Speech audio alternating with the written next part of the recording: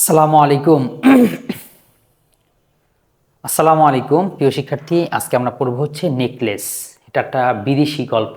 গল্পের নাম বিদেশি, এটা আমরা লেখকের নাম দেখে বুঝতে পারতেছি, গিদা মোপাসা। গল্পটা মজা, ইন্টারেস্টিং।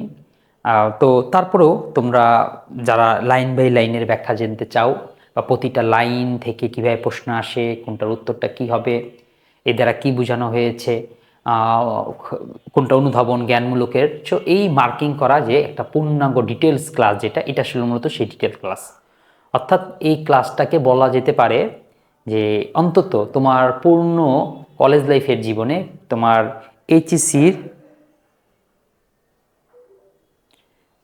এইচএসসির পূর্ণ প্রিপারেশনের জীবনে তুমি অবশ্যই এই ভিডিওটা একবার হলো দেখতে হবে বা দেখলে উপকৃত হবে। কারণ তোমরা শর্টকাট ভিডিও প্রচুর দেখো, আমরাও আমাদের শর্টকাট ভিডিও আছে, সেটা দেখতে পারবে। কিন্তু শর্টকাট ভিডিও ইউটিউবে অন্যান্য চ্যানেলও সেও শর্টকাট ভিডিও দেখো, এরপর হচ্ছে কলেজেও শর্টকাট শোনো, নিজেরও শর্টকাট শোনো, বন্ধু থেকে জিজ্ঞাসা করো, ওরাও শর্টকাটই বলে। কিন্তু এই ক্লাসটা হচ্ছে একদম পূর্ণাঙ্গ ক্লাস, যেটা তোমরা চাও যে একটা, আমি যদি অফলাইনে থাকতাম, একটা ক্লাসের মাধ্যমে একটা একটা টপিককে পূর্ণাঙ্গ সমাধান, এটা মূলত সেই ক্লাস। অর্থাৎ এখানে আমরা লেখক পরিচিতি, এরপর হচ্ছে এই গল্পের যে আরও গুরুত্বপূর্ণ যে অনুষঙ্গগুলো, উৎস, ধরন, বিষয়বস্তু, শিকনফল, পাঠ পরিচিতি, সেগুলো পড়বো। এরপর হচ্ছে পুরো গল্পটা লাইন বাই লাইন পড়বো। তারপর হচ্ছে নোট থাকবে, না নোট পড়বো না, নোটটা দেখাবো যে কত রকম নোট হতে পারে সেটা দেখাবো। আর লাস্টে, হ্যাঁ, আমাদের নোটটা কিন্তু খুব চমৎকার করে এই যে ক্যারেক্টারগুলো সব কিছু সুন্দর সুন্দর আমরা ডেভেলপ করে দিয়েছি। তো সেটা আলাদা ভিডিও থাকবে, শুধু নোটটা এখানে দেখাবো। আর সর্বশেষ এমসিকিউর জন্য লাইভ ক্লাস থাকবে, সেটা লাইভে দেখবে। আর সর্বশেষ তোমরা দেখতে পাবো হচ্ছে কিছু সৃজনশীলে আমি সমাধান করে দিব, যে কিছু সৃজনশীলটা প্রশ্ন আসবে কিভাবে এবং সেটার উত্তরটা আমাদের কি করে দিতে হবে। তো আমি একেবারেই ক্লাসটা শুরুতেই চলে যাচ্ছি। নেকলেস, গিদা মোপাসা। এখানে কিন্তু আমাদের দুইটা লেখক পরিচিতি পড়তে হবে। কারণ একটা লেখক হচ্ছে লেখক যে নিজে যে এই গল্পটা লিখেছে, নিশ্চয়ই এটা লিখেছে ফ্রান্স ভাষায়, ফরাসি।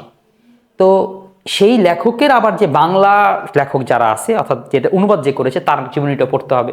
তো দুইটা লেখকের পরিচিতি পড়তেছে এবং প্রশ্ন কিন্তু দুইজনের জায়গা থেকেই আসে। এমন না যে কোনো একটাকে বাদ দিব আমরা, এটা সুযোগ আসলে না, আমাদের দুইটাকেই পড়তে হবে। তো প্রথমে আমরা পড়বো গিদা মোপাসা, জন্ম 1467, অনেক আগের। তার মানে আজ থেকে রবীন্দ্রনাথের জন্ম হচ্ছে 61, তার হচ্ছে 67। ঠিক আছে, বুঝতে পারতেছি। অর্থাৎ সেই রবীন্দ্র যুগের আমলের ফ্রান্স সাহিত্যিক। তিনি ঔপন্যাসিক, সেখানে তিনি বিখ্যাত ঔপন্যাসিক গুস্তাভ ফ্লয়ারের সঙ্গে তার পরিচয় ঘটে। এখানে মনে রাখো, এই যে ঔপন্যাসিক গুস্তাভ ফ্লবেয়ার, এই নামটা কিন্তু গুরুত্বপূর্ণ। এই নামটা তোমরা এখন শুনবা না, যখন ওই জব প্রিপারেশন নিতে যাবা, ইংলিশ সাহিত্য হালকা একটু পড়তে হবে, তখন এই নামগুলো পাবা। তো সে একটা বিখ্যাত ঔপন্যাসিক, সেই ঔপন্যাসিক তার যোগাযোগ ঘটে। এই প্রশ্নটায় গুরুত্বপূর্ণ সেই কথাটা শুধু বলে দিলাম। দেখো, ফ্লোবেয়ার বাসায় মোপাসার পরিচয় ঘটে এমিল জোলা ও ইভান তুগলেভন সহ অনেক বিখ্যাত লেখকদের সঙ্গে। মানে বোঝা যাচ্ছে এই গিদা মোপাসা ফ্রান্সের আরও যারা যারা বড় বিখ্যাত লেখক রয়েছেন, সবার সাথে তার ওঠা বসা আনাগোনা এমনটা ছিল। তো যাই হোক, ধর্মীয়, রাজনীতি, সামাজিক আদর্শ কোনো বিশ্বাসে বিন্দুমাত্র প্রভাবিত না হয়ে তিনি তার সাহিত্য চর্চার জগৎ তৈরি করেন। এখন তার মানে এই লেখক কোনো জনরা বা জগৎ নিয়ে লেখে নেই, সম্পূর্ণ তিনি কাজ করেছেন হচ্ছে তার গল্প নিয়ে, মানুষের ওই পাঠ নিয়ে, মানুষকে একটু গল্প শুনিয়ে খুশি করার দিকে তিনি মূলত মনোযোগ দিয়েছেন। তো এবার দেখি তার নাম গিদা মোপাসা, জন্ম 1850 খ্রিস্টাব্দে ফ্রান্সে, পিতা গুস্তাভ দা মোপাসা, মাতা লরা দি পয়েটিভিন। দরকার নেই এখানে পিতামাতা আমরা পড়ো না, শুধু ফ্রান্স এটা পড়ো। তার জন্ম কবে সেটা দরকার নেই, শুধু ফ্রান্স এই নামটা মনে রাখো। তিনি ফ্রান্সের লেখক, কর্মজীবন তিনি ছিলেন সাংবাদিক, এইটুক। মারা কবে গেছেন এটাও দরকার নেই। এরপরে অনুবাদক। অনুবাদককে দেখতেছো, এই অনুবাদক হচ্ছে একদম বাংলাদেশের বিখ্যাত একজন এই বিপ্লবী, মাস্টার দা সূর্য সেনের নেতৃত্বে। অর্থাৎ এখন যেমন আমাদের এই যে ইনকলামাস বেক্সো, এটা একটা বিখ্যাত বিপ্লবী সংগঠন বলা যেতে পারে। সেই সময় মাস্টার দা সূর্য সেন ইংরেজদের বিরুদ্ধে তিনি লড়াইয়ে নেমেছিলেন। ওই ইংরেজদের বিরুদ্ধে লড়াই করতে গিয়ে সেই সময় এই শুনেছো তো মাস্টার দা সূর্য সেনের নাম কিনা, শুনছো কিনা? আমাদের একজন মাস্টার ছিলেন, সে এই চট্টগ্রামে একজন বিপ্লবী ছিলেন, সে তার অনেক স্টুডেন্টকে বিপ্লবের দীক্ষায় দীক্ষিত করেছেন। তো তারই একটা দীক্ষিত হচ্ছে আমাদের এই যে অনুবাদক পূর্ণেন্দু দস্তিদার, হিন্দু পূর্ণেন্দু দস্তিদার। তিনি কিন্তু সেই সুরুজের নেতৃত্বে চট্টগ্রাম যুব বিদ্রোহে অংশ নেয় এবং কারাবরণও করেন। নাম হচ্ছে পূর্ণেন্দু দস্তিদার, জন্ম হচ্ছে 1909, ঠিক আছে, চট্টগ্রাম পটিয়াতে। তার মানে দেখো আমাদের এই মাস্টারদা সুজন সেন যে বিদ্রোহ করে সেটা করে হচ্ছে 1930-এর দিকে। তার মানে লেখকের বয়স তখন কত, 21 বছর 22 বছর, অর্থাৎ সেই সময় তিনি সূর্যদেনের সে আদর্শে বিকৃত এবং বিপ্লব করে চেষ্টা চালিয়ে যান। তো তিনি একজন কর্মজীবী হিসেবে আইনজীবী ছিলেন, মারা গেছে 1971 সালে। তার মানে এটা মনে রাখতে পারা খুব সহজ যে 1971 সালের 9ই মে মুক্তিযুদ্ধে অংশ নিতে ভারতে যাওয়ার পথে মৃত্যুবরণ করেন। ভারতে মুক্তিযুদ্ধে যে প্রিপারেশন নিবে ওই প্রিপারেশন নেওয়ার আগে তিনি মারা যান। প্রিপারেশন নেওয়ার জন্য যে প্রস্তুতি নিচ্ছে মানে যুদ্ধের প্রিপারেশন ভারতে ক্যাম্পে থেকে, সেই সময় তিনি মারা যান। তো যাক, ভালো না যেটা হোক, দুঃখজনক বিষয় যে মুক্তিযুদ্ধের সময় আমাদের স্বাধীনতা এমন যুদ্ধে তাকে মৃত্যুবরণ করতে হয়। সাহিত্যকর্ম কবিয়াল রমেশ শীল, স্বাধীনতা সংগ্রামে চট্টগ্রাম, বীরকন্যা প্রীতিলতা।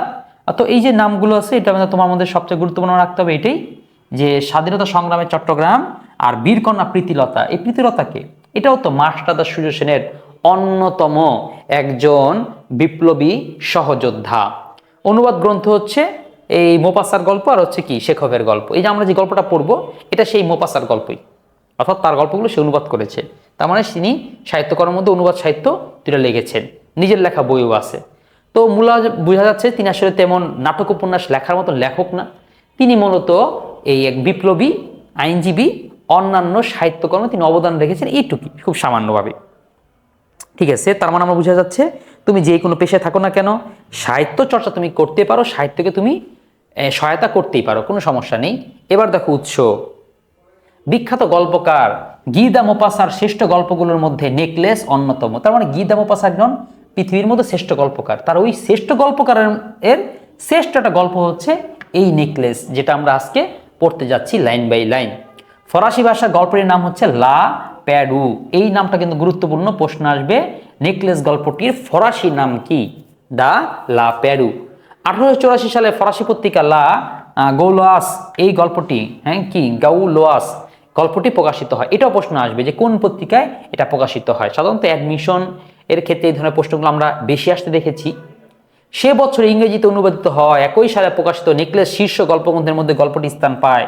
অপ্রকাশিত কিন্তু অত্যন্ত আকর্ষণীয় সমাপ্তির জন্য গল্পটি বিপুল জনপ্রিয়তা লাভ করে। হ্যাঁ, গল্পটা পড়লেই বুঝবা কারণ জনপ্রিয়। কেউ কেউ ইতিমধ্যে জানো হয়তো, মূল কাহিনী অনেকেই জানে। তো আমি মূল কাহিনী না, আজকের ক্লাসে মূলত আমরা পরীক্ষার উপযোগী করে লাইন বাই লাইন পড়ব। ভাষাটিতে চরিত্র রীতিতে লেখা, ঠিক আছে। এরপর হচ্ছে বিষয়বস্তু। এটা প্রধান বিষয়বস্তু অহংকার, উচ্চাকাঙ্ক্ষা এবং ভাগ্যের নির্মম পরিহাস। শব্দ হচ্ছে এটাই যে ভাগ্যের নির্মম পরিহাস, যেটা অহংকার, একজনের অহংকারের পতন কি হতে পারে, উচ্চাকাঙ্ক্ষা করলে কেন যে উচিত নয়, এবং এর ফলে ভাগ্যের যে কি নির্মম একটা পরিহাস। এই ভাগ্যের নির্মম পরিহাসটা মূলত বুকটার মধ্যে একটা হাহাকার দিয়ে উঠে, একটা কষ্ট, একটা টান টান কষ্ট অনুভব হয় যে কি হয়ে গেল। এরকম একটা দারুণ গল্প। শিখনফল অনেক কিছু, উচ্চা বিলাস করবে না, মানুষকে ভালোবাসবে, এরপর হচ্ছে কল্পনায় ভাষা উচিত নয়, বাস্তব জগতে থাকা, এমন বেশ কিছু কাহিনী এটার মধ্যে আশেপাশে পাঠ পরিচিতি। নেকলেস গল্পের মাদাম লুইসেলের পরিবার অর্থনৈতিক দিক থেকে ছিল দুর্বল, বিলাসী জীবনের প্রত্যাশী হলেও দরিদ্রতা ছিল লুইসেলের নিত্যসঙ্গী। তার মানে আমরা গল্পের মধ্যে কয়েকটা ক্যারেক্টার পাবো, আমি ক্যারেক্টারগুলো দেখাবো, 3টা ক্যারেক্টারই পাবো। মাদাম লুইসেল, তারপর হচ্ছে মাতিলদা, এরপর একটা কি যাই হোক একটা দেখতেছি সামনে। গল্পে মাদাম লুইসেলের পরিবার অত্যন্ত অর্থনৈতিক থেকে দুর্বল, একটা মেয়ে ছিল, তার পারিবারিক অর্থনৈতিক অনেক দুর্বল ছিল, কিন্তু তার বিলাসী প্রত্যাশা, তার ছিল দরিদ্র হইলেও লুইসেলের ছিল নিত্যসঙ্গী, খালি বিলাসী চিন্তা করতো, অনেক টাকা থাকবে, অনেক বাড়ি থাকবে, দামি গাড়ি থাকবে, অনেক চাকর বাকর থাকবে। মাদাম লুইসেলের জীবনে বাস্তব অভিজ্ঞতার অভাব ছিল, সে বাস্তবতা মানত না, যে যেখানে জন্ম নিয়েছি সেখানে মেনে নেই না, ভাগ্যটাকে মেনে নেই, সেভাবে করে সাজাই, সেটা সে করতো না। এই জন্যই সে বল নৃত্যের অনুষ্ঠান নিজেকে আকর্ষণীয় করে তুলতে বান্ধবী হীরার নেকলেসের ধার করে। বল নৃত্য মানে এক ধরনের নাচ আছে, এরকম হাত দিয়ে এরকম করে ওই ইংলিশটা যে নাচে, ওই নাচ অনুষ্ঠানে তিনি যা ছিল তা নিয়ে সন্তুষ্ট না, বান্ধবী থেকে একটা হীরার নেকলেস ধার নিয়েছিল।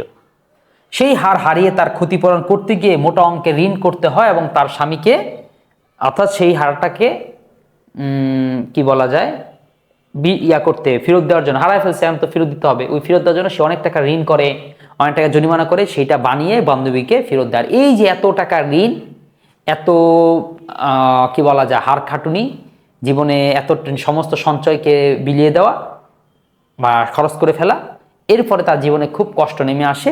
তো কষ্ট কি নেমে আসে সেটা আসলে এখানে বলবো না, পাঠ পরিচিতি পড়ে ফেললেই গল্পের মজাটা নষ্ট হয়ে যাবে। যারা এখন মতো জানো না তাদের জন্য বলছি, নজর দরকার নেই। আর কথাটা খুব কঠিনও না, সহজই পড়লেই তোমরা পারবে, এই জন্য ওটা বললাম না। আমরা চলো লাইন বাই লাইন গল্পতেই চলে যাই।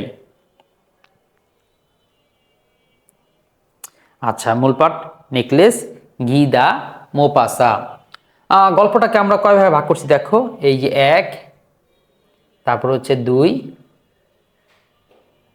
3,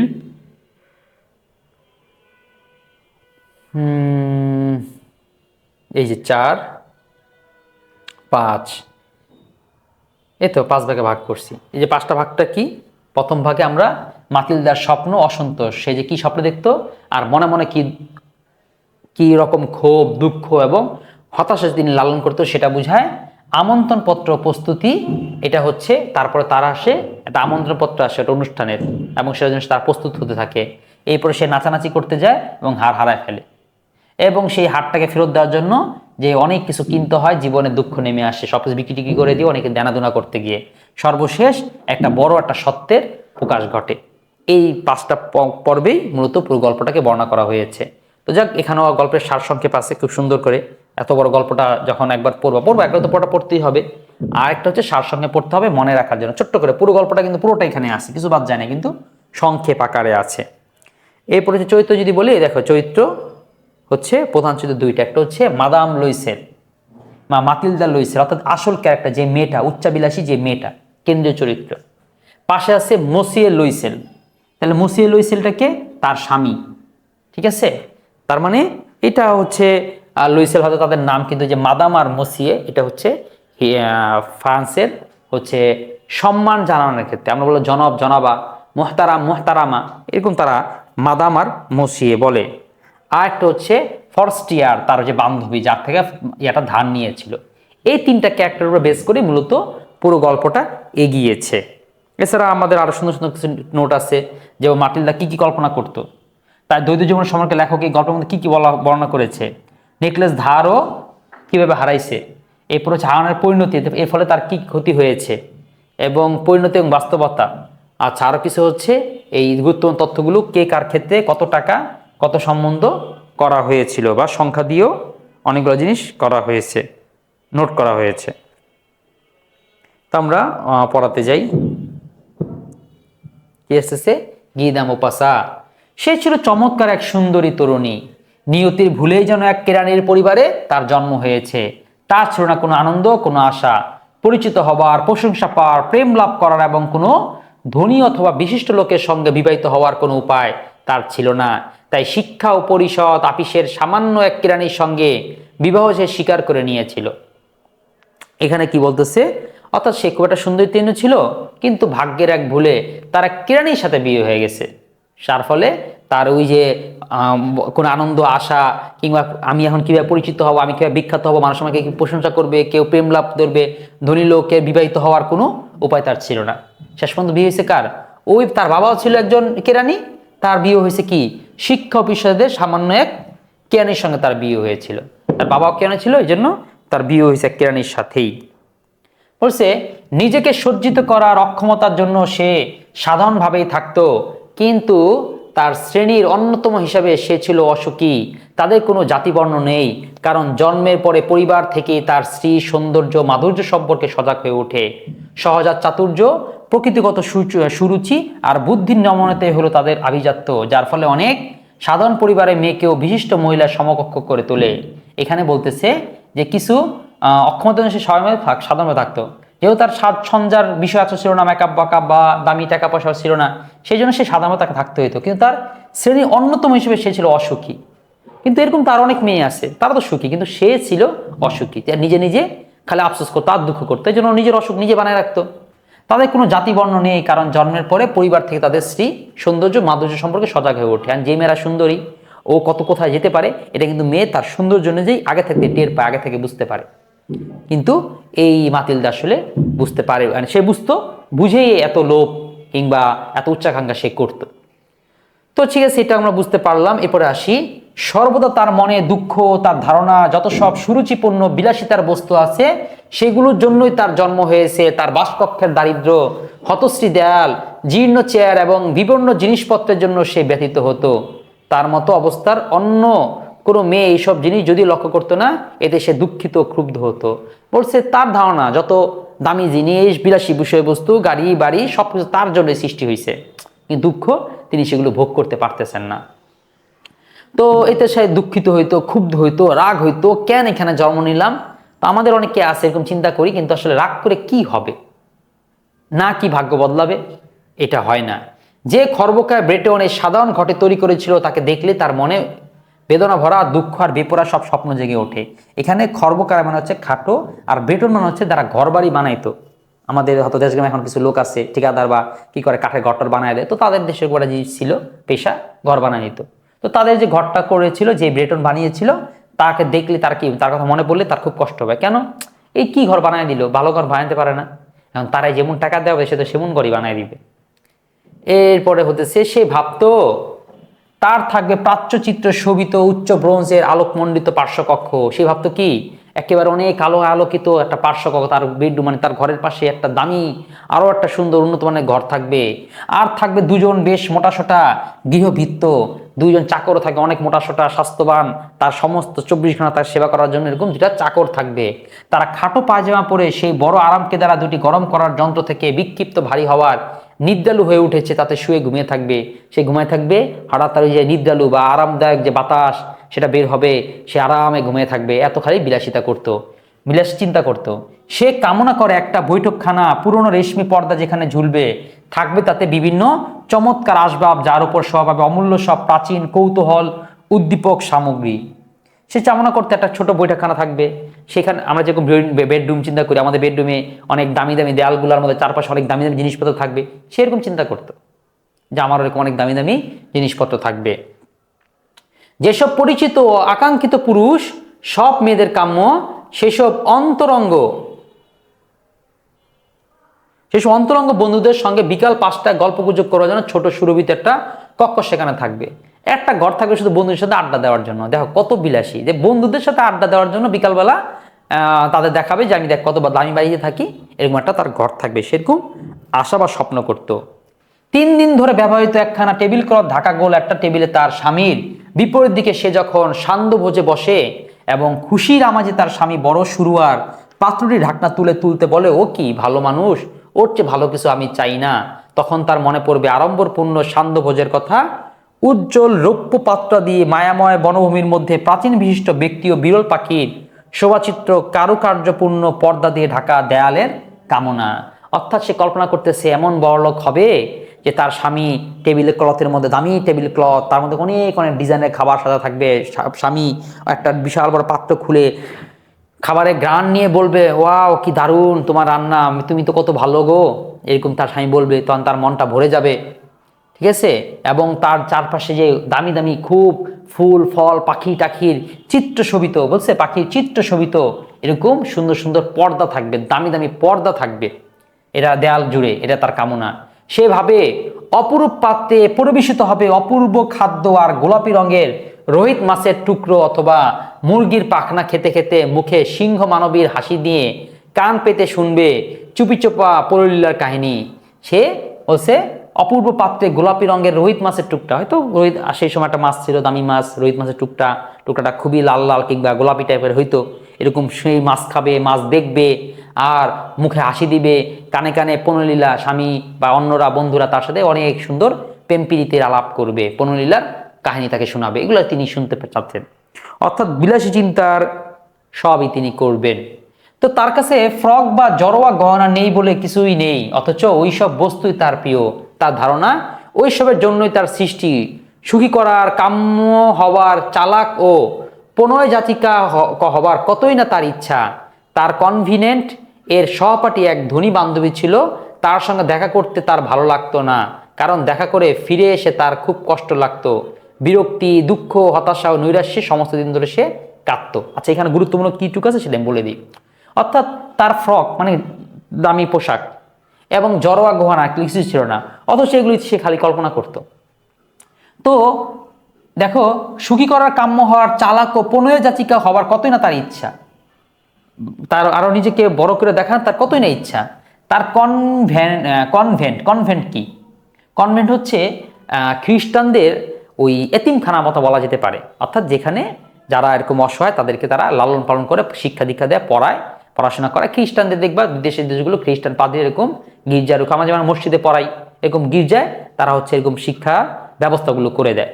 তো ওই সেই কনভেন্টে তার যে সহপাঠী ছিল সে এক ধনী, তার খায় দুঃখ লাগতো, বান্ধবী ছিল, এই জন্য সে কি করতো না, তার সাথে দেখা করতে চাইতো না। দেখলে তো দক্ষ লাগবে, দেখে তো ওদের বাড়ি দেখলে হতাশা লাগবে, নৈরাশ্য কাজ করবে, এই জন্য তার সাথে সে কথা বলতে চাইতো না। তাহলে আমরা প্রথম পর্ব শেষ করে ফেললাম। প্রথম পর্ব কি নিয়ে? এই যে তার যে স্বপ্নময় জীবন, খালি স্বপ্ন বা উন্নত বড় বড় চিন্তা যে করতো, এটা নিয়েই পড়লাম। এখন দেখব এক সন্ধ্যায় হাতে একটা বড় খাম নিয়ে বেশ উল্লসিত হয়ে তার স্বামী ঘরে ফিরল। এখন পড়ব ওই যে তার যে দাওয়াত এসেছিল আর তারা কি প্ল্যান করেছিল। তো একদিন স্বামী কি করছে, একটা খাম নিয়ে আসছে, চিঠি নিয়ে আসছে। সে বলল, এই যে তোমার জন্য এক জিনিস এনেছি। মেয়েটি তাড়াতাড়ি খামটি ছিঁড়ে তার ভেতর থেকে একখানা ছাপা কাঠ বের করলো, তাতে নিচের কথাগুলো লেখা ছিল। এই যে কথাটা লেখা ছিল, কি লেখা ছিল? জনশিক্ষা মন্ত্রী ও মাদাম জর্জ র্যাম্পন্ন আগামীকাল 18 জানুয়ারি সন্ধ্যায় তাহাদের নিজ বাসগৃহে মসিয়ে ও মাদাম লুইসের উপস্থিতি কামনা করেন।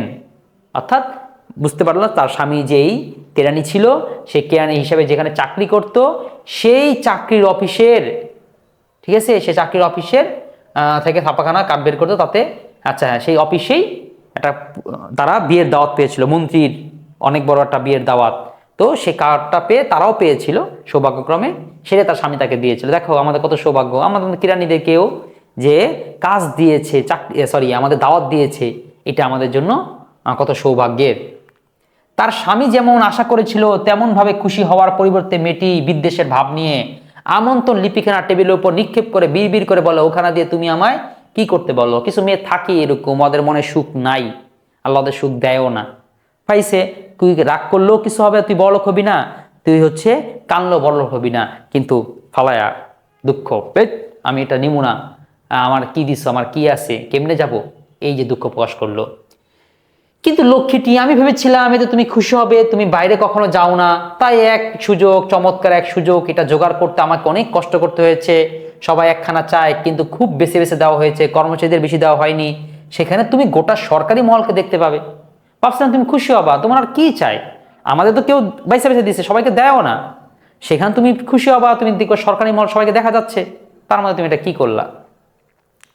বলছে, বিরক্তির দৃষ্টিতে তার দিকে তাকিয়ে মেয়েটি অধীরভাবে বলে উঠল, এই ঘটনার মতো একটি ব্যাপার কি পরে আমি যাব বলে তুমি মনে করো? সে ওই সম্পর্কে কিছু ভাবেনি। বলছে যে তুমি কি, আমি কেন খুশি হব, আমি কি পরে যাব, হ্যাঁ আমার কিছু আছে?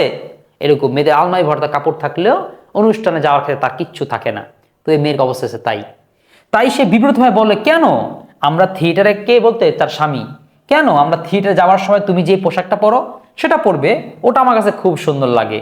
তার স্ত্রীকে ফুপিয়ে ফুপিয়ে কাঁদতে থেকে সে আতঙ্কে নির্বাক ও হতবুদ্ধি হয়ে গেল। এই যে মেয়েদের অস্ত্র বের করছে, কান্না, ঠিক আছে, মেয়ে কাঁদতে কাঁদতে বলতেছে, তার চোখের পাশ থেকে বড় বড় দুফোটো অস্ত্র তার গালের ওপর পড়লো, একদম কান্দাই দিছে, এরকমই এক কিছু না, একদম কান্না দিব।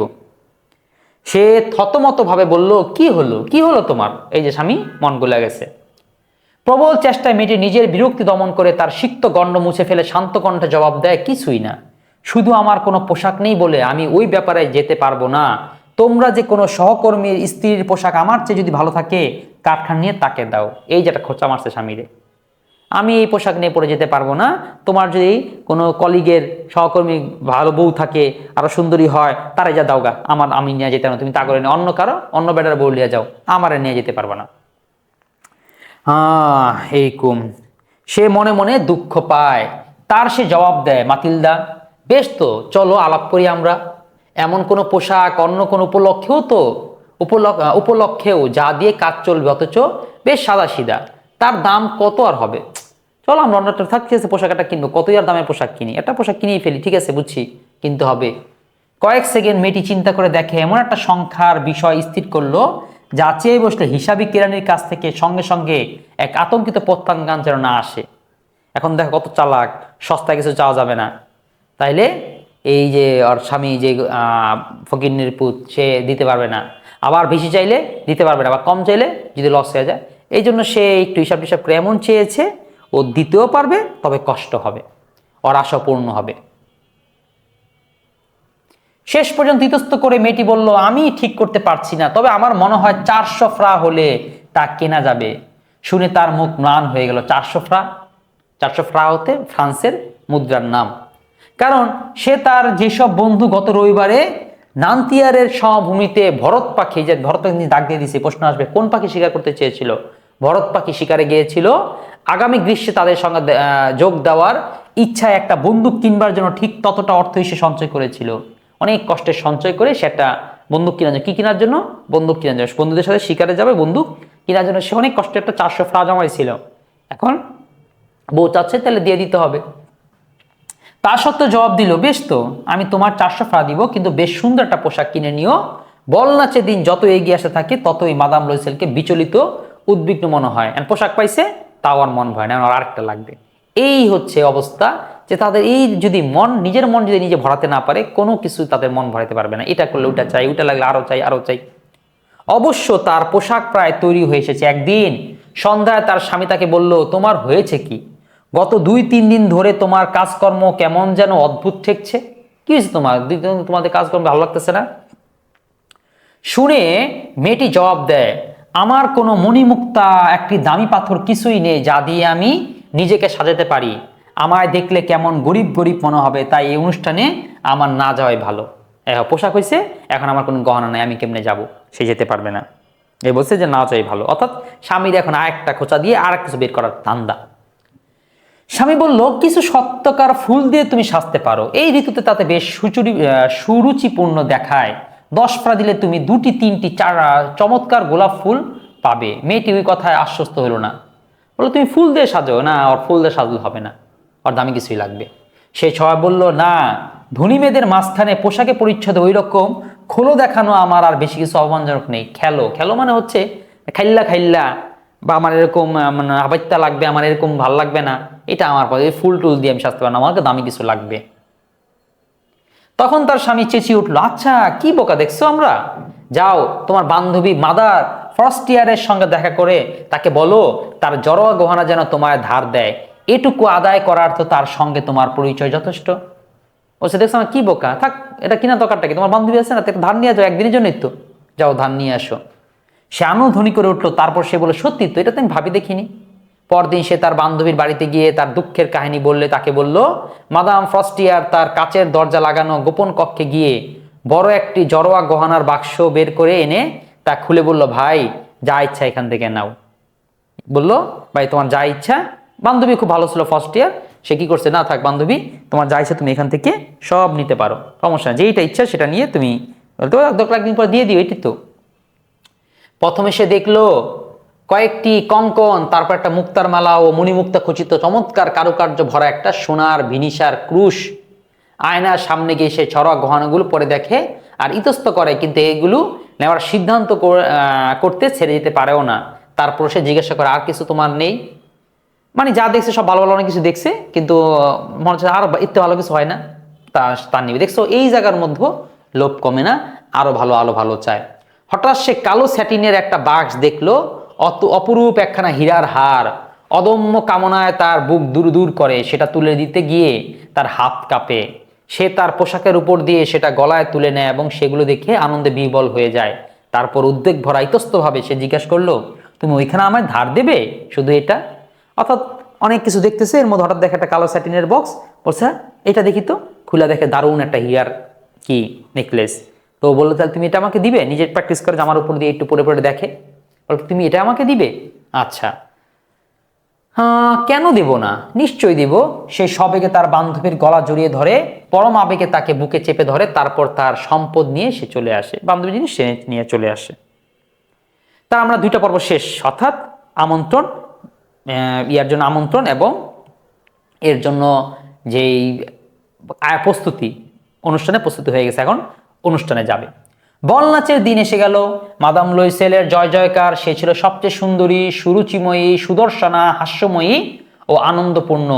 সব পুরুষ তাকে লক্ষ্য করছিল, তার নাম জিজ্ঞাসা করে তার সঙ্গে আলাপের আগ্রহ প্রকাশ করছিল। অর্থাৎ সে যেহেতু সুন্দরী ছিল, পোশাক আবার গহনা সবাই তার সাথে আকবারে কথা বলতে চায়।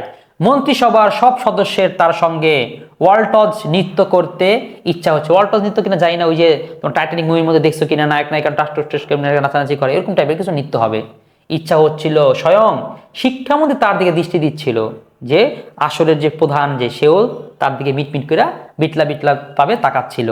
আনন্দে মত্ত হয়ে আবেগে উৎসাহ নিয়ে সে নৃত্য করছিল। তার রূপের বিজয় গর্বে, সাফল্যের গৌরবে সে আর কিছুই ভাবে না। এক আনন্দের মেঘের উপর দিয়ে যেন ভেসে আসছিল এইসব আহুতি ও মুগ্ধতা আর জাগ্রত সব কামনা। যে কোনো মেয়ের অন্তরে এই পরিপূর্ণ বিজয় কত মধুর। অর্থাৎ এক কথা সবাই তাকে প্রশ্ন করতেছিল, সেও খুশি হচ্ছিল। ভোর 4টার দিকে সে বাড়ি ফিরে গেল, অর্থাৎ নাচানাচি শেষ, বাড়ি যেতে হবে। অন্য সে 3জন ভদ্রলোকের স্ত্রী খুব বেশি ফুর্তিতে মত্ত ছিল। তাদের সঙ্গে তার স্বামী ছোট একটা বিশ্রাম কক্ষে মধ্যরাত্রি পর্যন্ত আধ ঘুমে বসেছিল।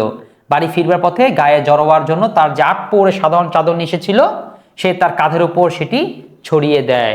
অর্থাৎ একটা যে অনুষ্ঠান এখন তাদের যে ওই সাধারণ চাদর, সেই চাদর মুড়ি দিয়ে সে চলে যাচ্ছিল 8 পৌরে। বল আছে এখানে প্রশ্ন আছে, 8 পৌরে সাধারণ চাদর মানে 8 পৌরে মানে হচ্ছে আমাদের দৈনন্দিন জীবনকে 8 পৌরে বল। 8 পৌরে জীবন মানে হচ্ছে যেমন একটা দিনের মধ্যে 3 ঘন্টা একটা প্রহর হয়, বলে না?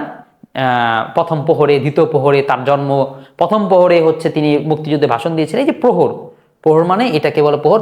8 প্রহরে অর্থাৎ সার্বজনীন জীবনে 8 পৌরে সাধারণ চাদর নিয়ে এসেছিল, সে তার কাঁধের উপর সেটি ছড়িয়ে দেয়। বল নাচের পোশাক অপরূপ সৌন্দর্যের সঙ্গে ওইটির দারিদ্র্য সুপরিস্ফুট হয়ে উঠেছিল। মেয়েটি তা অনুভব করতে পারে, তাই অন্য যেসব ধনী মেয়ে দামি পশমিক চাদর দিয়ে গা ঢেকেছিল তাদের চোখে না পড়বার জন্য সে তাড়াতাড়ি এগিয়ে যেতে লাগলো। অর্থাৎ সে যে একটা খুব এত দামি এত সুন্দর মেয়ে, কিন্তু চাদর পরছে একটা সস্তা সাধারণ, কেউ যদি না পায়, যেন তাড়াতাড়ি করে অনুষ্ঠান দিকে বের হয়ে গেল। লুইসেল তাকে টেনে ধরে বলল, থামো, তোমার ঠান্ডা লেগে যাবে ওখানে, আমি একখানা গাড়ি ডেকে আনি। কিন্তু মেয়েটি কোনো কথায় কান না দিয়ে তাড়াতাড়ি সিঁড়ি বেয়ে নামতে থাকে। রাস্তা যখন তারা পৌঁছে গেল, সেখানে কোনো গাড়ি পাওয়া গেল না। তারা গাড়ির খোঁজ করতে করতে দূরে একখানা দেখে তার গাড়োয়ানকে ডাকতে থাকে। হতাশ হয়ে কাঁপতে কাঁপতে তারা সিন নদীর দিকে হাঁটতে থাকে। শেষ পর্যন্ত যে পুরাতন একখানা তারা পায়, তা হলো সেই নিশাচর 2 যাত্রীর গাড়ি। অর্থাৎ মূল কথা হইতেছে, স্বামী বলল তুমি এখানে অনুষ্ঠানে থাকো, আমি যে গাড়ি নিয়ে আসি, তারপর আমার সাথে আইসো। কিন্তু না, সে হচ্ছে মানুষ দিকে ফেলাবে কি, তাড়াতাড়ি করে সিঁড়ি নাইমা রাস্তায় এসে রাস্তা গাড়ি পায় না, আর হাঁটতে হাঁটতে সামনে যখন গাড়ি পাবো সেই গাড়িতে উঠবো, পাইছে। অনেকক্ষণ পরে গিয়ে একটা 2 চাক্কার নিশাচর গাড়ি পেয়েছে। তা যা প্যারিতে সন্ধ্যার পর লোকের চোখে পড়ে তার একখানা, সেই দিন এইগুলো নিয়েই দুর্দশা দেখাতে লজ্জা পায়। কিন্তু আবার এই গাড়িতে উঠতে মানুষ বলবে না, আরে এত দামি পোশাক, এত দামি গহনা, আর ওরা এরকম এই গাড়ি দেওয়া যায়, এরকম রিক্সা দেওয়া যায়, ওদের গাড়ি কই, ওদের পাজরো কই, মার্সিডিজ কই। কত প্রেস্টিজ রক্ষার জন্য এই না রক্ষা হইলেই কি। ওইখানে তাদের মার্টার স্ট্রিটে ঘরের দরজা পর্যন্ত নিয়ে গেল। তারা ক্লান্তভাবে তাদের কক্ষে গেল। মেয়েটির সব কাজ শেষ, কিন্তু স্বামীর ব্যাপারে তার মনে পড়লো যে 10টায় তাকে আপিসে গিয়ে পৌঁছাতে হবে। নিজেকে গৌরবমণ্ডিত রূপে শেষে একবার দেখার জন্য সে আয়নার সামনে গিয়ে তার গলা চাদরখানা খোলে। হঠাৎ আঁতকে উঠল, তার হাড়খানা গলায় জড়ানো নেই। একদম গল্পের ক্লাইম্যাক্স। বাসায় আইসা সুন্দর করে চাদর, মেয়েরা একটু দেখো আয়নার সামনে দেখলে একটু ঢং করতে মনে চায়, তো সেও মনে হয় আয়নার সামনে ঢং করা শুরু করছে। সুন্দর করে চাদরটা খুইলা রং রং করবে, তাকায় দেখে গলার মধ্যে গহনা নাই। হ্যাঁ, তার স্বামীর পোশাক তখন অর্ধেক মাত্র খোলা হয়েছে। সে জিজ্ঞেস করলো কি হয়েছে। উত্তেজিতভাবে মেয়েটি তার দিকে ফিরে বলল, আমার কাছে মাদাম ফস্টারের হারখানা নেই। এবার স্বামীর মাথাও নষ্ট, কি কইরা ফেলাইছে। আতঙ্কিতভাবে সে উঠে দাঁড়ালো। কি বললে? তা কি করে হবে, এটা সম্ভব নয়। পোশাকের ও বহির্বাসের ভাঁজের মধ্যে, পকেটে, সব জায়গায় তারা খোঁজ করে, কিন্তু তা পাওয়া গেল না। জামা টামা অন্যান্য কিছুর সাথে মিলাটিলা গেছে কিনা, পাওয়া গেল না। স্বামী জিজ্ঞাসা করলো, ওই বাড়ি থেকে চলে আসবার সময় তা যে তোমার গলায় ছিল, তোমার ঠিক মনে আছে? তোমার কি মনে আছে কখন তুমি সর্বশেষ দেখেছিলা? হ্যাঁ, আমার যখন বিশ্রাম কক্ষ দিয়ে বেরিয়ে আসছিলাম তখনও তা ছিল, আমার খেয়াল আছে। অর্থাৎ যখন বের হয়ে আসি তখন, অর্থাৎ অনুষ্ঠানে এই গয়নাটা হারায় নেই। হারাইলে রাস্তায়, হারাইলে বাহিরে। দেখো, অনুষ্ঠানের মধ্যে হারাইলেও কিন্তু এটা ফেরত পাওয়ার আশা ছিল, কিন্তু বাইরে হারাইলে কিন্তু তুমি যদি ওইটার রাস্তায় হারাতে ওইটা পড়বার শব্দ আমার শোনা উচিত ছিল। গাড়ির মধ্যে নিশ্চয়ই পড়েছে মনে হয়, যদি রাস্তার মধ্যে যদি পড়তো, এত উপর থেকে পড়েছে শব্দ হলে তো আমি বুঝতেই পারতাম না তার রাস্তায়, তখন গাড়িতে পড়তে পারে। হ্যাঁ সম্ভবত তাই, তুমি গাড়ির নাম্বারটা টুকে নিয়েছিলে না, আর তুমি কি তা লক্ষ্য করেছিলে না? এই যে গাড়ি নাম্বার তো কে কে মনে রাখে গাড়ি নাম্বার।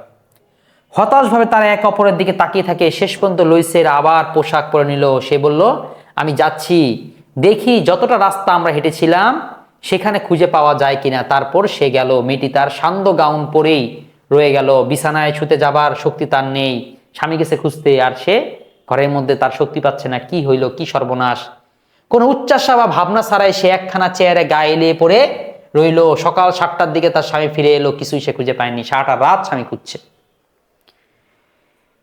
সে পুলিশের কাছে গাড়ির আপিসে গিয়েছিল এবং পুরস্কার ঘোষণা করে একটা বিজ্ঞাপনও দিয়ে এসেছিল। সে যথাসাধ্য করে এসেছে বলে তাদের মনে কিছুটা আশা হলো। আর বিজ্ঞাপন দিয়ে যদি কেউ ফেরত পায় তাহলে দিবে। ওই ভয়ানক বিপর্যয় মেয়েটি সারাদিন এক বিভ্রান্ত অবস্থায় কাটালো। সন্ধ্যাবেলা যখন লুইসেল ফিরে এলো তখন তার মুখে যন্ত্রণার মলিন ছাপ। কিছুই সে খুঁজে পায়নি, অর্থাৎ পুলিশে দিয়েও হয়নি, সারাদিন রাস্তা খুঁজে পায়নি। সে বলল, তোমার বান্ধবীকে লিখে দিতে হবে যে হারখানা আংটা তুমি ভেঙে ফেলেছো, তাই তা তুমি মেরামত করে দিয়েছো, তাতে তো আমার একটু ভেবে দেখার সময় পাবো। মানে বলতেছে তাইলে একটা টিজ করার, বান্ধবী তাড়াতাড়ি বান্ধবী চাবে না, চাইলে যদি দিতে না পাই তাহলে অনেক বড় লজ্জার। তার চেয়ে বরং তুমি বান্ধবীটা পাঠাও, যে দেখো বান্ধবীর সমস্যা হয়ে গেছে, সমস্যা নেই, বড় কোনো ক্ষতি হয় নাই, তোমারটা ঠিক করে তোমাকে পাঠিয়ে দিতেছি। এতে কি আমরা একটু ভাবার সময় পাবো, কি করতে পারি, খুঁজে পেলে পাবো, নাহলে বানা দিতে হবে, কিনে দিতে হবে, কিছু তো একটা হবে। এক সপ্তাহ শেষ হওয়ায় তারা সব আশা ত্যাগ করলো। প্রায় 5 বছরের বড় লুইসেল, আচ্ছা বয়সে 5 বছরের বড়, তাই এখানে প্রশ্ন আসবে তার স্বামী তার থেকে কত বছরের বড় ছিল? 5 বছরের বড় ছিল। ওই জড় গহনা ফেরত দেবার ব্যবস্থা আমাদের করতে হবে। তার মানে দেখো 1 সপ্তাহ পরে স্বামী চিন্তা করলো, না যেতে পাচ্ছি না, আমাদের ফেরত দিতে হবে। পরদিন যেই বাক্সে ওটা ছিল তার ভিতরে সেই স্বর্ণকারের নাম ছিল, তার কাছে সেটা নিয়ে গেল। সে তার খাতাপত্র ঘেটে বলল, মাদাম ওই হারখানা আমি বিক্রি করিনি, আমি শুধু বাক্সটা দিয়েছিলাম। একটা গুরুত্বপূর্ণ লাইন, এই লাইনের কথাটা, এই বাক্যের কথাটা কোনো শিক্ষক, টিচার, স্টুডেন্ট এবং কোনো জায়গায় লেখা থাকে না, কেউ বুঝতে পারে না, ভিডিওগুলোর মধ্যে আলোচনা হয় না।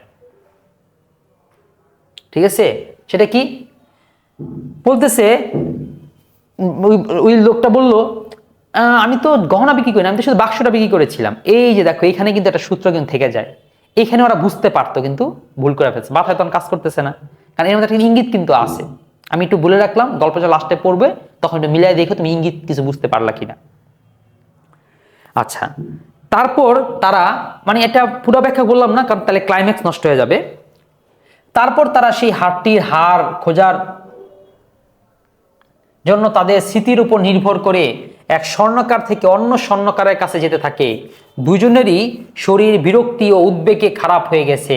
প্যালেস রয়্যালে তারা এমন এক হীরার কণ্ঠহার দেখলো, সেটা ঠিক তাদের হারানো হারের মতোই। ওই যে এক জায়গায় দেখলো হারানো, তাদের হারানোর মতো একটা প্যালেস, একটা জায়গার নাম বলছে জাস্ট প্যালেস, মানে সেই জায়গায় দোকান দেখলো, ঠিক আছে হার তাহলে পাওয়া গেছে, কিন্তু দাম হচ্ছে 40,000 ফ্রা। বুঝছো কত বেশি? 40,000, অর্থাৎ 400 ফ্রায়ের যে তারা 400 ফ্রা, দেখো 400 ফ্রার যে তারা 400 ফ্রায়ের তারা যে কি বলতেছে, 400 ফ্রায়ের তারা যে কি দিতেছিল, জামা কিনছিল, তার থেকে 40,000 ফ্রা, অর্থাৎ 400 এই গেলে 4,000, এই হইলে 40,000। ঠিক আছে, তার মানে মোটামুটি 100 গুণ, মোটামুটি 100 গুণ দামি এই হচ্ছে সেই গহনার। তার মানে তারা জীবনের সব শেষ। মোটামুটি হালকা সঞ্চয় দিয়ে যদি এটা জামা কিনতে হয়, এখন এই হার কিনে তার জীবনের কিছু থাকলো। 36,000 ফ্রাতে তারা যা পেতে পারে 3 দিন যেন ওইটা বিক্রি না করে, সেজন্য তারা স্বর্ণকারে বিশেষভাবে অনুরোধ করলো। পাইছে যেহেতু ভাই আপনি বিক্রি করেন না, তবে 40,000 ফ্রা পারবো না, 36,000 ফ্রার মধ্যে নিবে। তো যাই হোক, তারা আরো ব্যবস্থা করলো যে যদি ফেব্রুয়ারি মাস শেষ হওয়ার আগে ওই হারটি খুঁজে পাওয়া যায়, তারা এটা ফেরত দিয়ে 34,000 ফ্রাতে নিতে পারবে। বলছে ঠিক আছে, এই মাসের মধ্যে নিয়ে 34,000 ফ্রা, সর্বশেষ 34,000 ফ্রাতে নিতে পারবে। তারা চেষ্টা করছে যে খুঁজে পাই, যদি হারটা পেয়ে যায় তাহলে তো বিক্রি করে তারটা দিয়ে দিব, কিন্তু কিনতে তো হবেই। লুইসেলের কাছে তার বাবার মৃত্যুর পর প্রাপ্ত 18,000 ফ্রা ছিল। এটা প্রশ্ন আসবে, মিলায় তিনি কি কি মিলায় গহনাটা কিনলেন। বাবার প্রাপ্ত 18,000 ফ্রা, বাকিটা সে ধার করলো। মাদাম লুইসেল যখন জরা গহনা মাদাম ফস্টিয়ারকে ফেরত দিতে গেল, শেষোক্ত মেয়েটি নির্জীব কণ্ঠে বলল, ওইটা আরো আগে তোমায় ফেরত দেওয়া উচিত ছিল, কারণ তা আমারও তো দরকার হতে পারতো। বান্ধবী কিছু বলে, খালি বলছে কি ব্যাপার এত দেরি করলো, এটা তুমি আরো আগে আমাকে দেওয়া উচিত ছিল। তো ভয়ে ভয়ে কিছু বলে নেই। আর বান্ধবীও সুন্দর করে বক্সটা রেখে দিছে, বক্স চেক করে নেই, চেক করলে তো হয়তো কিছু বুঝতে পারতো। তার বান্ধবী সে ভয় করছিল তেমনটা, সে গহনার বাক্সটি খুললো না। যদি বদলে দেওয়া হয়েছে সে টের পায়, সে কি মনে করতো, সে কি বলতো, সে কি তাকে অপহারক ভাবতো? এই জন্য যাক, গল্প প্রায় শেষ, এই যে 4 আর 5। এই যে এবার মাদাম লুইসেল দারিদ্রের জীবনে ভয়াবহ বুঝতে পারে। তার মানে দ্বিতীয় খণ্ডে যে হার হারিয়ে যাওয়ার যে পর্বটা সেটা শেষ, এখন আসবে তার এখন কষ্টের যে জীবন এইটা। এবার মাদাম লুইসেল দারিদ্রের জীবনে ভয়াবহতা বুঝতে পারে। সে তার নিজের কাজ সম্পূর্ণ সাহসের সঙ্গে করে যায়। আগে তো কাজের লোকটুক ছিল, সেগুলো সব বাদ দিয়ে দিছে। এই দুঃখজনক দেনা শোধ করা প্রয়োজন, সে তা দেবে। দাসীকে তারা বিদায় করে দিল, তারা তাদের বাসা পরিবর্তন করলো, নিচু ছাদের কয়েকটি কামরা তারা ভাড়া করলো। ঘর কন্যার কঠিন সব কাজ ও রান্নাঘরে বিরক্তকর কাজকর্ম সে শিখে নিল। তার গোলাপি নখ দিয়ে সে বাসন ধোয়, তৈলাক্ত পাত্র, ঝোল রাধার কড়াই মাঝে, কয়লা কাপড় চোপড়, সেমিজ, বাসন ধোয়ার গামছা সে পরিষ্কার করে দইতে শুকাতে দেয়। তার মানে বুঝলো সে এখন অনেক কাজ করে। যে বুয়া জিরা যে কাজ করতো সেই কাজ এখন নিজে করে, কারণ এত দেনা শোধ করা, পুরাতন বাসা ছেড়ে দেওয়া, নিজেদের যে সঞ্চয় ছিল সেগুলো বিক্রি করে দেওয়া। রোজ সকালে সে আবর্জনা নিয়ে রাস্তায় ফেলে, সিঁড়ির প্রত্যেক ধাপে ধাপে শ্বাস নেবার জন্য থেমে থেমে সে জল তোলে। সাধারণ পরিবারে মেয়ের মতো পোশাক পরে সে হাতে ঝুড়ি নিয়ে মুদি, কষাই ও ফলের দোকানে যায় এবং তার দুঃখের পয়সার একটির জন্য পর্যন্ত দর কষাকষি করে। অর্থাৎ খুব খারাপ সিচুয়েশন, সেটাই এখানে তুলে ধরা হচ্ছে। পড়লে বুঝতে পারে, ব্যাখ্যা বললাম না প্রতিটা লাইনের। প্রত্যেক মাসে এই সময় চেয়ে কিছু দলিল বদল করতে হয়, কাউকে কিছু শোধ দিতে হয়। প্রত্যেক মাসেই ওই বন্ধক রাখছে, কিছু কিছু বন্ধক ছাড়াইতে হয়, ছাড়ানোর জন্য কিছু টাকা পয়সা দিতে হয়। খুব বিপদে পড়ে গেল। তার স্বামীও সন্ধ্যাবেলা কাজ করে, সে কয়েকজন ব্যবসায়ীর হিসাবের খাতা ঠিক করে। রাত্রে এক পাতা 5 সাউ হিসাবে সে প্রায়ই লেখা নকল করে। এরকম জীবন 10 বছর ধরে চললো, অর্থাৎ 10টা বছর ধরে। আর কিছু থাকে এই বলে ঠিক হয়ে যাবে, ঠিক হয়ে যাবে, করতে আর ঠিক হয় না, 10টা বছর চলে যায়। 10 বছরের শেষে তারা সবকিছু মহাজনের সুদসহ প্রাপ্য নিয়ে সব ক্ষতিপূরণ করে ফেলতে পারে। তাছাড়া কিছু তাদের সঞ্চয় হলো। মাদাম লুইসেলকে দেখলে এখন বয়স্কা বলে মনে হয়। সে এখন গরিব গৃহস্থ ঘরের শক্ত কর্মঠ অমার্জিত মেয়ের মতো হয়ে গেছে। তার চুল অবিন্যস্ত, ঘাগরা একপাশে মোচড়ানো, হাতগুলো লাল। সে চড়া গলায় কথা বলে এবং বড় বড় কলসিতে জল এনে মেজে ধোয়। অর্থাৎ পুকুর থেকে পানি এনে তাকেই সব কাজ করতে হয়। কিন্তু কখনো তার স্বামী যখন আপিসে থাকে, জানালার ধারে বসে বিগত দিনের সেই সান্ধ্য অনুষ্ঠান, সেই বলনাচ তাকে এত সুন্দর দেখাচ্ছিল, এমন অতিরিক্ত প্রশংসা পেয়েছিল, তার কথা সে ভাবে, ইস ওই কি একটা দিনের জন্য খুশি পেয়েছিলাম, ভালো হয়েছিল, কিন্তু কি হয়ে গেল জীবনে। যদি সে গলার সেই হারখানা না হারাতো তাহলে কেমন হতো কে জানে, কে বলতে পারে। কি অনন্য সাধারণ এই জীবন, তার মধ্যে কত বৈচিত্র্য। সামান্য একটা বস্তুতে কি করে একজন ধ্বংস হয়ে যেতে আবার বাঁচতেও পারে।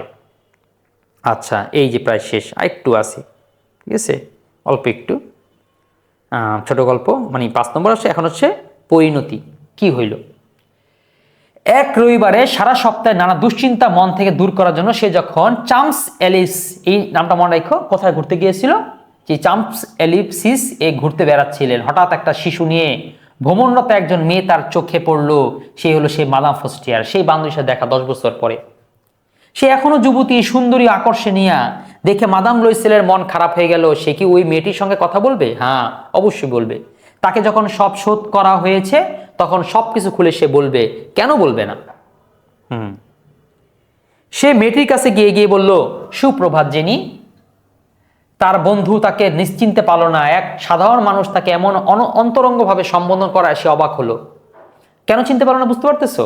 কারণ মাদাম লুইসেলের তো চেহারা, সুরত, শরীর, স্বাস্থ্য সব কিছু বয়স্ক হয়ে যাচ্ছে। 10টা বছর খাটতি করতে করতে সেই কি আকর্ষণীয়তা থাকে? এগুলো একটা, মানে সেই আকর্ষণ আর থাকে না। সে বিরুদ্ধ হয়ে বললো, কিন্তু মাদাম আপনাকে তো চিনলাম না, বোধহয় আপনার ভুল হয়েছে। না, আমি মাদাম মাতিলদা লুইসেল। অর্থাৎ ফার্স্টের একটা নাম হচ্ছে মাতিলদা লুইসেল। তার বান্ধবী বিশ্ব চেঁচিয়ে উঠলো, হায়, অবস্থা স্যার মাতিলদা, মাদাম লুইসেল মাতিলদা, হায় আমার মাতিলদা, এমনভাবে কি করে তুমি বদলে গেলে, এটা কিন্তু গুরুত্বপূর্ণ লাইন, প্রশ্ন আসবে এই লাইন দ্বারা কি বোঝানো হয়েছিল এর দ্বারা। অর্থাৎ তার বান্ধবী যে 10 বছর পর তাকে চিনতে পারলো না, 10টা বছর কষ্ট করার ফলে তার যে পুরো অবস্থাটা পরিবর্তন হয়ে গিয়েছে, সেটা ইঙ্গিত করতে কথা বলা হয়েছে। হ্যাঁ, তোমার সঙ্গে দেখা হওয়ার পর থেকে আমার দুর্দিন যাচ্ছে, বেশ কিছু দুঃখের দিন গেছে, আর সেটা হয়েছে শুধু তোমার জন্য। আমার জন্য তা কি হলো? সেই যে কমিশনারের বল নাচের দিন তুমি আমাকে তোমার হার ধার করতে দিয়েছিলে, মনে পড়ে? কি ব্যাপার, আমি তো কি তোমার কি করলাম? তোমার খারাপ অবস্থা, চেহারা সুরত খারাপ হয়ে গেছে, আমার কি দোষ? আমি কি করলাম? বলছে হ্যাঁ বেশ মনে আছে, কথা হচ্ছে সেখানে আমি হারিয়ে ফেলেছিলাম। কি বলছো তুমি? কি করে তা তুমি আমায় ফেরত দিয়েছিলে? তো আমি সে হারিয়ে ফেলেছিলাম, তা হারিয়ে ফেলে আবার দিলা কিভাবে আমাকে? ঠিক সেখানার মতো একটা তোমাকে আমি ফেরত দিয়েছিলাম, তার দাম ছিল 10 বছর, তার দাম দিতে আমার 10টা বছর লেগেছে। তুমি বুঝতেই পারো আমার মতো লোক যাদের কিছুই ছিল না, তার পক্ষে তা সহজ ছিল না, কিন্তু তা শেষ হয়েছে, এবং সেই জন্য আমি এখন ভালোভাবে নিশ্চিন্ত হয়েছি। অনেক কষ্টে 10টা বছর লাগে আমি সেই ঋণ শোধ করেছি। মাদাম ফস্টিয়ার তাকে কথার মাঝপথ থামিয়ে বলে, তুমি বলছো যে আমারটা ফিরিয়ে দেওয়ার জন্য তুমি একখানা হীরার হান কিনেছিলে? হ্যাঁ, তা তুমি খেয়াল করোনি ওই দুটি একরকম ছিল? বলে সে গর্বের ভাবে ও সরল আনন্দে একটু হাসলো। দেখে মাদাম ফস্টিয়ারের মনে খুব লাগলো। সে তার দুটি হাত নিজের হাতের মধ্যে নিয়ে বলল, হায় আমার বেচারি মাতিলদা, আমারটা ছিল তো নকল। তার দাম 500 ফ্রারও বেশি হবে না। চিন্তা করো, 500 ফ্রা, তার ফ্রকের যে দাম ওই দাম। তাহলে যদি এটা 500 ফ্রা হয়, আর এটা কিনছিল হচ্ছে কত ফ্রা? 36,000 ফ্রা। ঠিক আছে, 36, আচ্ছা 36,000 ফ্রা। তার মানে এই দুইটা ভাগ দিলে 5-6-এর মধ্যে কয়বার যায়? 5-6-এর মধ্যে 5-6 5-7 35, 7 হবে, একটু বললাম 7-8 ধরলাম, এই 7 কিংবা 8 ধরলাম, ভগ্নাংশ করলাম না। তার মানে তার থেকে 7 থেকে 8 গুণ বেশি দামে কি হয়েছিল, না আরো বেশি হবে? হ্যাঁ, এরকম দামে ওই একটা ধীরে ধীরে 1 বছর লাগে, তার এটা শোধ করতে 10টা বছর লেগে গেছে। তাই মাতিলদা, আমারটা ছিল নকল, তার দাম 500 ফ্রারও বেশি হবে না। শেষ। তাহলে এই হচ্ছে আমাদের গল্প। নোটগুলো তোমরা নিজেরা দায়িত্ব পড়ে নিবা, খুব সুন্দর করে আমরা পর্ব আকারে দিয়েছি। এটার মধ্যে মোট নীতিকথা কি আছে, গল্পের সার সংক্ষেপে কি রয়েছে, চরিত্র বিশ্লেষণ থেকে পড়লে তুমি সৃজনশীলের মধ্যে কিভাবে উত্তর করতে পারবা, কোন কোন পয়েন্টগুলো, কোন কোন শব্দগুলো থাকবে সেগুলো বুঝতে পারবা। এখানে 3টা ক্যারেক্টারকেই আমরা দারুণ করে রিপ্রেজেন্ট করেছি। এবং হচ্ছে গল্পের মধ্যে তিনি কল্পনায় অনেকগুলো জিনিস বলেছেন, এটা এলোমেলো কিন্তু এখানে সাজিয়ে দেওয়া আছে। ভিত্ত, টিত্ত, কৌতুক, প্রাচীনদ্বার, পার্শ্বঘর কি কি হতে পারে, কেমন হয় চিন্তা করেছে। দরিদ্র জীবনে অনেক সুন্দর বর্ণনা আছে, সে দরিদ্র জীবনে কি কি বর্ণনা আছে, সে কি করতো, বাসন মাজতো, কাপড় ধুইতো, কি করতো, সেই তালিকাটা, যাতে তুমি যখন লিখতে যাবা গড় উত্তর বা ঘর উত্তর, তখন এরকম পয়েন্ট পয়েন্ট দেওয়ার দ্বারা বুঝে যাবে বইয়ের সাথে তোমার সম্পৃক্ততা অনেক বেশি। তো ঠিক আছে, আমরা তাহলে আরেকটা জিনিস, এখানে কিন্তু নেকলেস গল্প অ্যানিমেশনের ভিডিও আছে, স্ক্রিন করলে তোমরা কিন্তু দারুণ অ্যানিমেশন ভিডিও পাবে, দেখতে পারবা। আরেকটা হচ্ছে, তুমি কি গল্প লেখো? তুমি যদি গল্প লেখো তাহলে এই গ্রুপে জমা দিও, কারণ আমিও টুকটাক লিখি, আমরাও লিখি। তো ওই তোমাদের মতন এরকম আরও যারা লিখবে তাদের সম্পর্কে আমি এই অংশে দিয়ে দিব, সমালোচনা করে দিব, বলে দিব গল্পটা কি হয়েছে, কেমন হয়েছে। চর্চা করো, লিখতে থাকো, ভালো হবে ইনশাল্লাহ একদিন, বা অথবা তুমি যেটা লিখছো সেটা হয়তো ভালো হয়ে গেছে। তো যাই হোক, আরেকটা জিনিস সেটা খুব আলোচনা করলাম না, তোমাদের দেখিয়ে দিই। এখানে একটা দারুণ একটা বিষয় আছে, সুন্দর নোট আছে। অর্থাৎ সৃজনশীল প্রশ্ন কিভাবে আসবে সেটা প্রথম পর্ব থেকে প্রশ্ন আসবে, মানসিক হীনমনতা, অতৃপ্তি, গতে কেমন প্রশ্ন, ঘতে কেমন আসবে, এখান থেকে প্রশ্ন কেমন আসতে পারে, সে উত্তরটার জন্য তোমাকে কোন পয়েন্ট মনে রাখতে হবে, এই পৃষ্ঠাটা পড়লে পরে সৃজনশীলে তোমাকে আটকানোর সাধ্য আর কারো নেই। এখানে কোন পয়েন্ট থেকে কেমন প্রশ্ন আসতে পারে সব আমরা দিয়ে দিয়েছি। তো ঠিক আছে, কারণ তুমি কত সৃজনশীল পড়বা, এভাবে করে আমাদের এই নোটটা পড়লে তোমার সব যথেষ্ট হয়ে যাবে। তাহলে আজকে এই ভিডিওটা এখানেই শেষ করছি। দেখা হচ্ছে বোধহয় আরও নিশ্চয় অন্য কোনো, আরও একদম পূর্ণাঙ্গ লাইন বাই লাইন ব্যাখ্যার অন্য কোনো ক্লাস নিয়ে। ততক্ষণ ভালো থাকো। আসসালামু আলাইকুম।